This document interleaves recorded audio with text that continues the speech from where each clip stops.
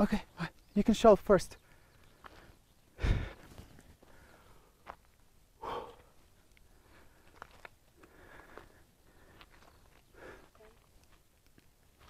Hi everyone, this is Nadim and you are watching CGTN live from Namling County here in southwest China's Tibet Autonomous Region.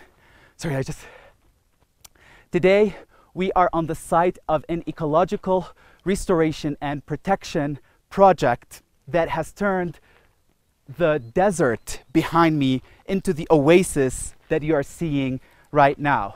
Now, you're seeing a lot of trees, a lot of lush vegetation, but that has not been the case. Actually, a few years ago, as late as 2014, this land that you're seeing right now used to be a barren land.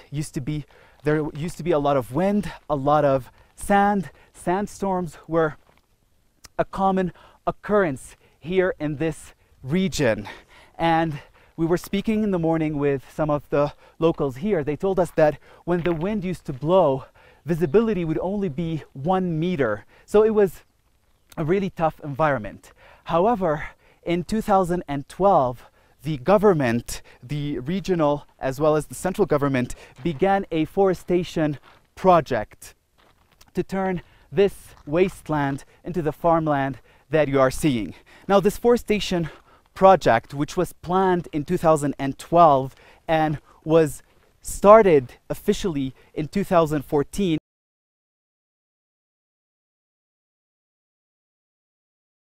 ecological civilization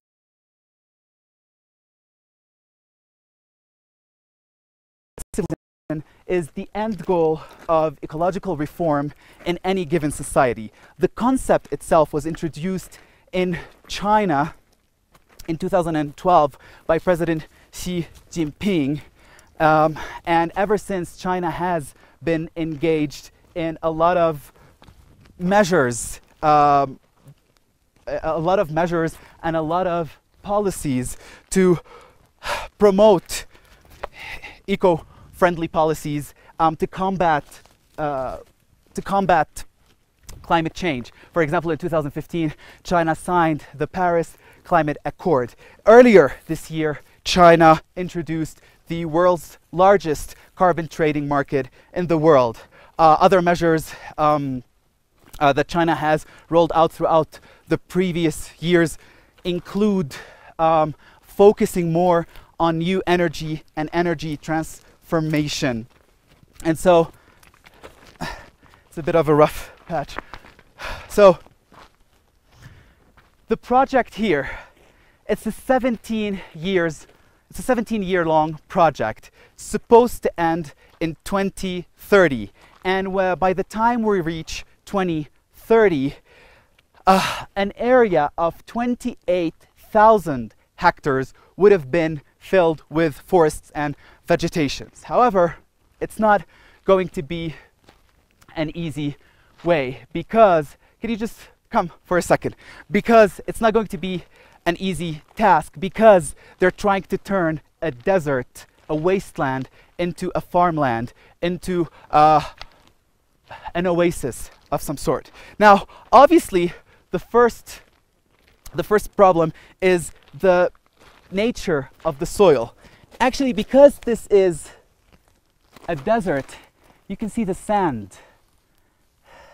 And you can actually see around me all the Rocky Mountains and all the sand. And so it's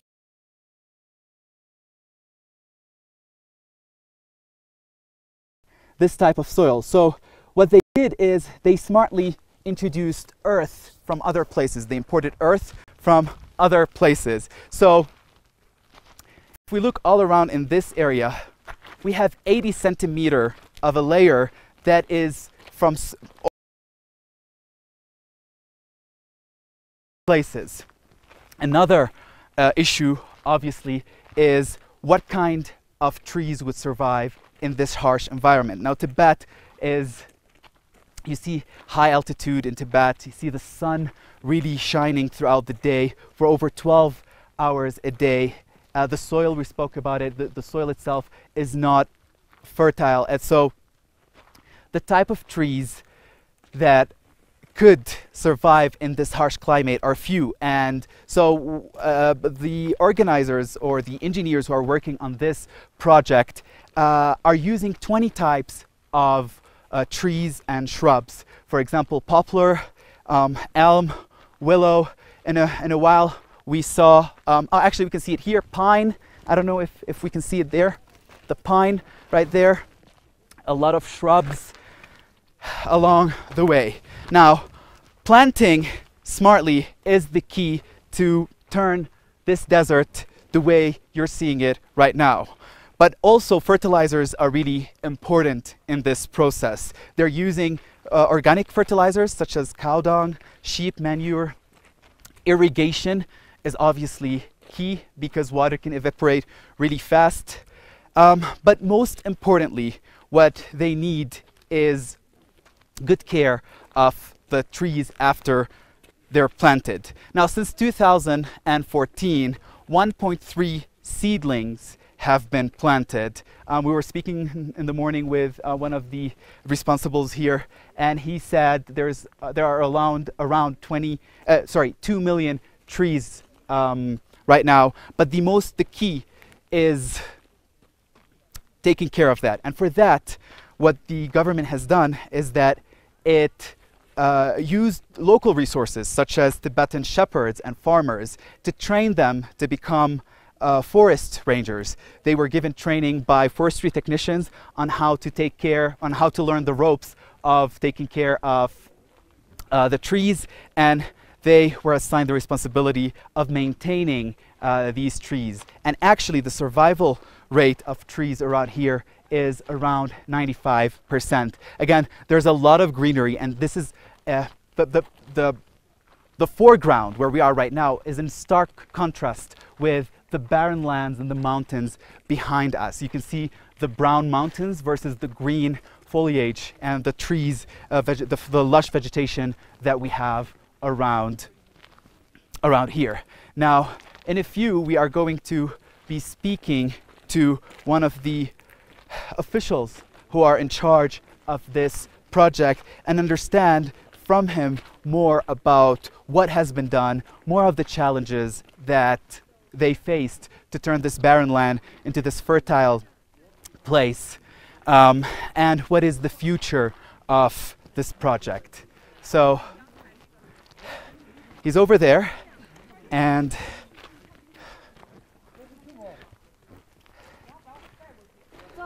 Zoe, hi. Hi. So, first of all, this is my colleague Zoe. Sorry, it's a bit dark here. Can you just... Oh. 你好, 老板. Already started? We're filming. Yeah. Okay. Oh, really? Yeah. So we just need him standing under the sun. Under the sun, just over the light. So. 你好. There's a bit of a miscommunication happening. All right. 你好. 你好. So. Oh, so Zoe, can you please ask him to introduce himself and what is exactly his position in this project? OK， 您可以简单跟我们介绍一下您自己，还有这个您的职位，还有整个项目。我叫陈顿珠，是南宁县林业局局长。我们现在所站的位置叫雅江北岸南宁生态示范区，也叫西藏自治区2江4河造林启动点和示范点。这个规模有3万多亩，到今天的投资有1.5个亿投资。然后这边给群众征收350万的样子。有这种。His name is Chen Dunzhu, and he's in charge of all this forest. And this is a project started from 2012, and from 2014 they actually started the planting. Yes. So my first question, I only have like 2 very short questions. The first one is, can he speak to us about the challenges of trying to plant trees in this really harsh environment? Okay. So what kind of challenges they've had, and how were they able to overcome these challenges? 先生您好，就是我们第一个问题就是，在这个最开始建造这个树林的过程中，我们遇到的生态上的挑战和困难有哪些？我们这个刚开始，也就是2014年大规模的植树造林。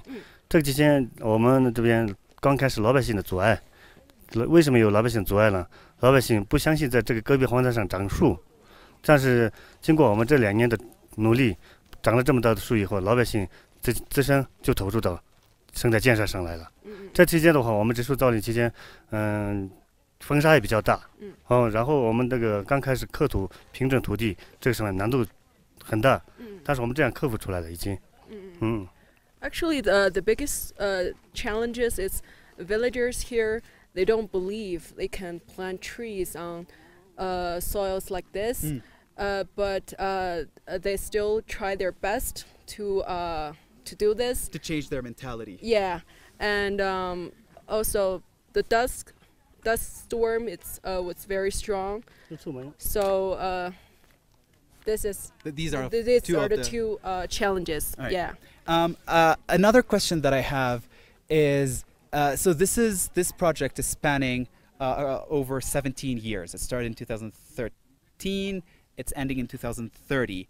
I know that this is a demonstration zone right now, but the project is going to grow to cover an area of 28,000 hectares.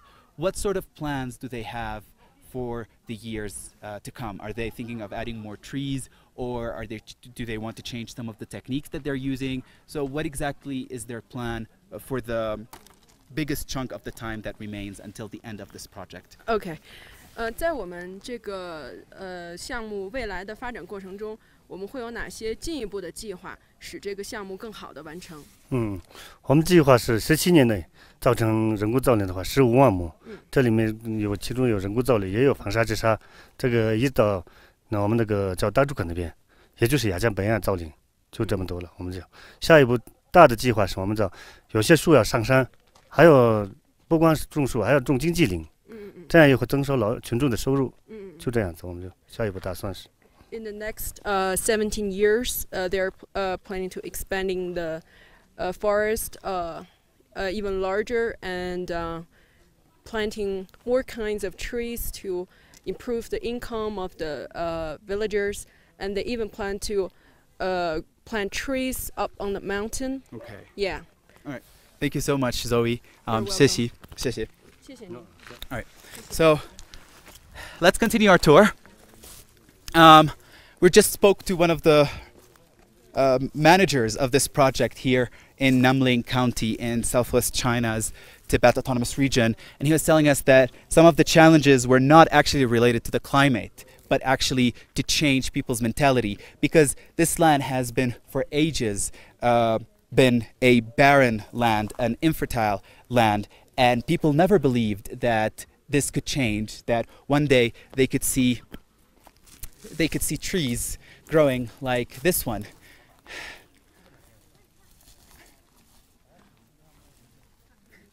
Like this ones are shrubs. And so changing the mentality of people was crucial for the success of this project. He also said that in the years to come, because as we said, this is a 17-year-long project, and 3 years have passed right now. So in the future, they're trying to expand the forest so more vegetation can cover more areas, and try to experiment with more types of trees. So far, they are planting 20 types of trees, but the number is going to be growing longer. We're going to go up so you guys can have a bird's eye view. Around here, while I'll speak about the results of this project in such a short term. So I would like for my camera operator to be very safe while climbing up.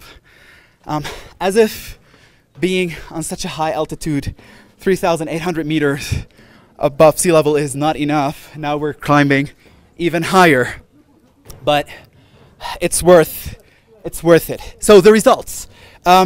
The end goal of this project is twofold.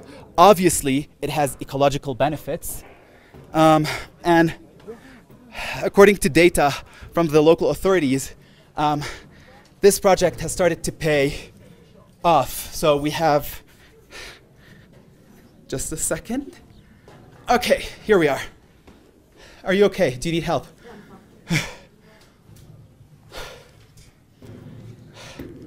right, let's just take a moment to collect our breath, and then you can enjoy the bird's eye view of this very beautiful place here in Namling County.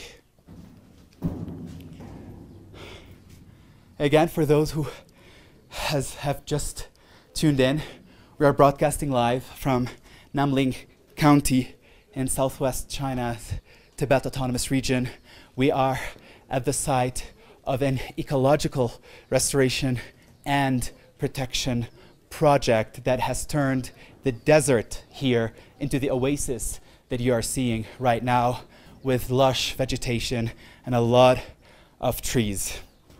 Now, as I said, the project has two folds in terms of goals. The first one is restoring the ecology of this region, trying to combat sandstorm.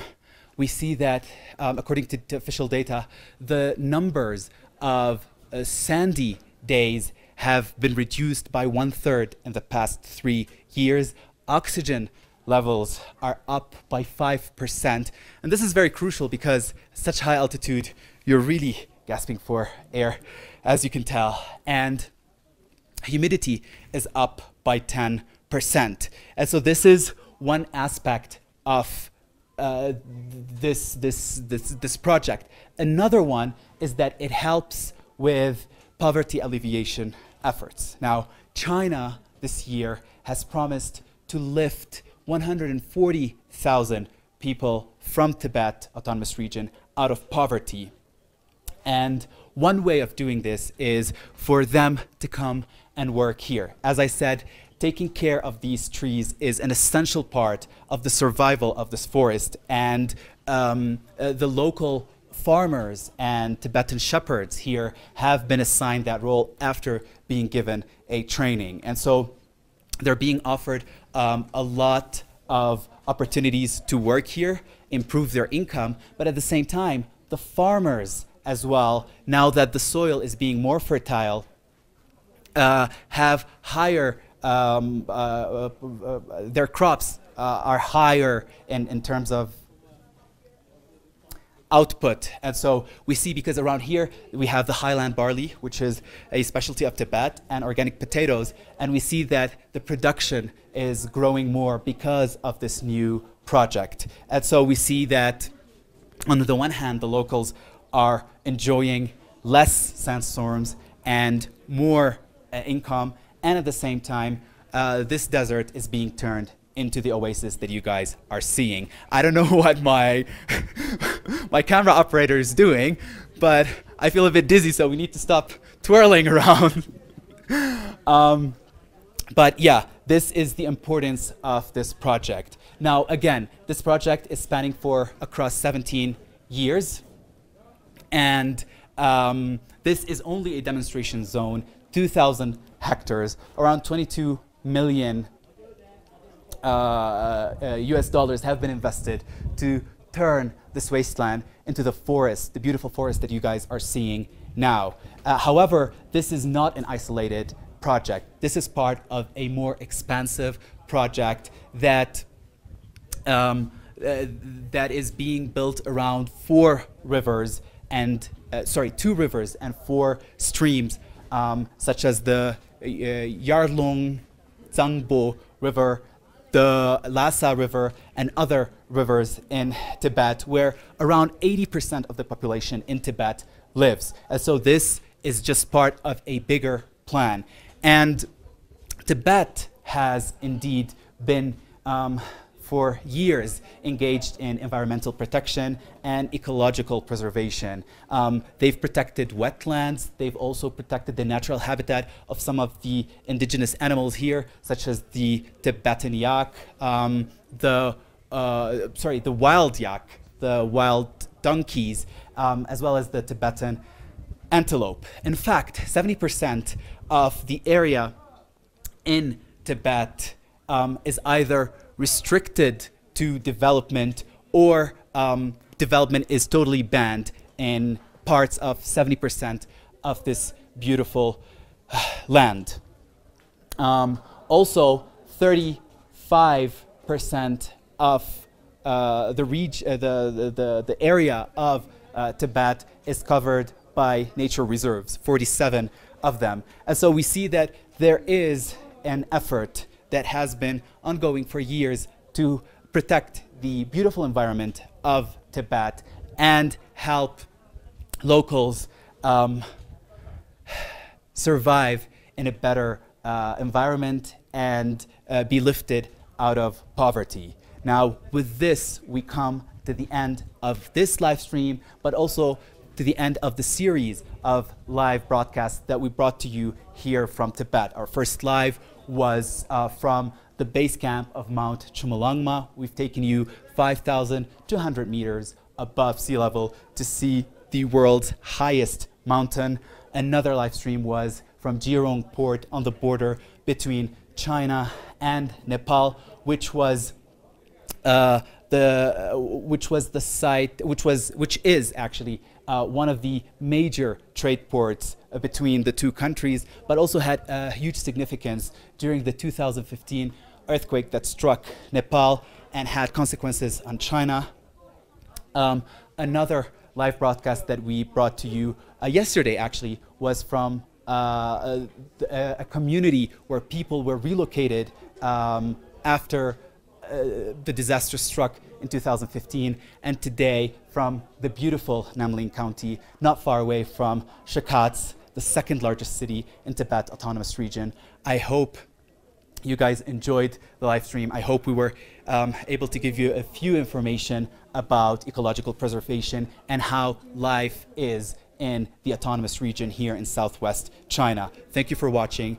This is Nadim from CGTN, and I'll see you in future broadcasts. Thank you.